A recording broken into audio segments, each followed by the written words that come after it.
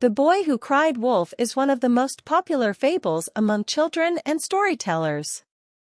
The story has been restructured and retold in numerous ways through generations, keeping the main subject and the moral intact. Here is The Boy Who Cried Wolf full story in easy and simple language.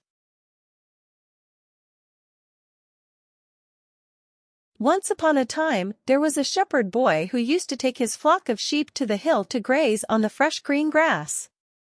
Sitting there, he had nothing to do the whole day. One day, an idea struck him. To overcome his boredom, he cried out, "Wolf! Wolf!" All the men came running with their sticks and to their dismay found no wolf. The boy laughed. Again, after a few days, he cried out, "Wolf! Wolf!" And the villagers again came running up the hill only to find that the shepherd boy had fooled them. He laughed and laughed, seeing that he had succeeded in fooling them again. However, this time, the villagers were very angry, and they told him that the next time he cries out for help, they would not come. Next day, when his flock of sheep were grazing, he suddenly saw a wolf. He cried out aloud, "Wolf! Wolf!" But alas! No one came to rescue his sheep. The shepherd boy returned home crying only with few of his sheep. The wolf had taken away one of his sheep, and few of his sheep had fled. From that day onwards, he promised never to lie again. So what is the moral of The Boy Who Cried Wolf story? This short story teaches us a moral lesson that people refuse to believe a liar even when he is telling the truth. The Boy Who Cried Wolf story for kids is a story that every child should read and learn the underlying lesson from. It is a story which leaves a deep imprint in every reader's mind. Next will be the story of the Lion and the Mouse. A lion was once sleeping in the jungle when a mouse started running up and down his body just for fun. This disturbed the lion's sleep, and he woke up quite angry. He was about to eat the mouse when the mouse desperately requested the lion to set him free. "I promise you, I will be of great help to you someday if you save me."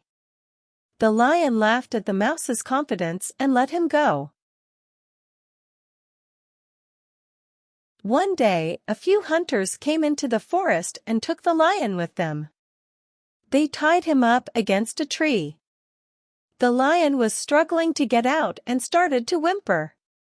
Soon, the mouse walked past and noticed the lion in trouble. Quickly, he ran and gnawed on the ropes to set the lion free. Both of them sped off into the jungle and lived their lives again. This is the moral of this story. A small act of kindness can go a long way. Next will be the story of Count Wisely. One day, King Akbar asked a question in his court that left everyone in the courtroom puzzled. As they all tried to figure out the answer, Birbal walked in and asked what the matter was. They repeated the question to him. The question was, "How many crows are there in the city?" Birbal immediately smiled and went up to Akbar. He announced the answer. He said there were 21,523 crows in the city. When asked how he knew the answer, Birbal replied, "Ask your men to count the number of crows.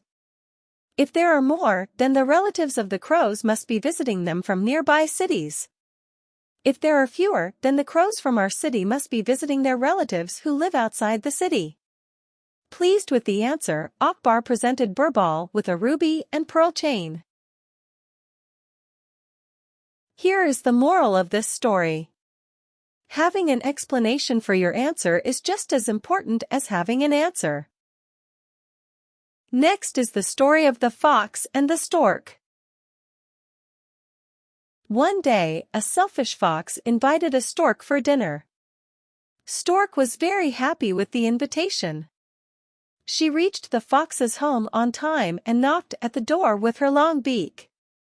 The fox took her to the dinner table and served some soup in shallow bowls for both of them. As the bowl was too shallow for the stork, she couldn't have soup at all. But the fox licked up his soup quickly. The stork was angry and upset, but she didn't show her anger and behaved politely. To teach a lesson to the fox, she then invited him for dinner the next day. She too served soup, but this time the soup was served in two tall narrow vases. The stork devoured the soup from her vase, but the fox couldn't drink any of it because of his narrow neck. The fox realized his mistake and went home famished. Moral of the story: a selfish can act backfires sooner or later. Next is the story of the Golden Touch. Once there lived a greedy man in a small town. He was very rich, and he loved gold and all things fancy. But he loved his daughter more than anything. One day, he chanced upon a fairy. The fairy's hair was caught in a few tree branches. He helped her out, but as his greediness took over, he realized that he had an opportunity to become richer by asking for a wish in return, by helping her out. The fairy granted him a wish. He said, "All that I touch should turn to gold." And his wish was granted by the grateful fairy. The greedy man rushed home to tell his wife and daughter about his wish, all the while touching stones and pebbles and watching them convert into gold. Once he got home, his daughter rushed to greet him. As soon as he bent down to scoop her up in his arms, she turned into a gold statue. He was devastated and started crying and trying to bring his daughter back to life. He realized his folly and spent the rest of his days searching for the fairy to take away his wish. Here is moral of this story: greed will always lead to downfall. Next is the story of the proud rose. Once upon a time, there was a beautiful rose plant in a garden.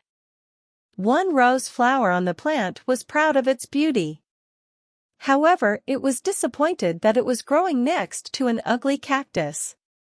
Every day, the rose would insult the cactus about its looks, but the cactus stayed quiet. All the other plants in the garden tried to stop the rose from bullying the cactus, but the rose was too swayed by its own beauty to listen to anyone. One summer, a well in the garden dried up and there was no water for the plants. The rose slowly began to wilt. The rose saw a sparrow dip its beak into the cactus for some water. The rose then felt ashamed for having made fun of the cactus all this time. But because it was in need of water, it went to ask the cactus if it could have some water. The kind cactus agreed, and they both got through summer as friends. The moral of this story is: never judge someone by the way they look. Next is the tale of the pencil.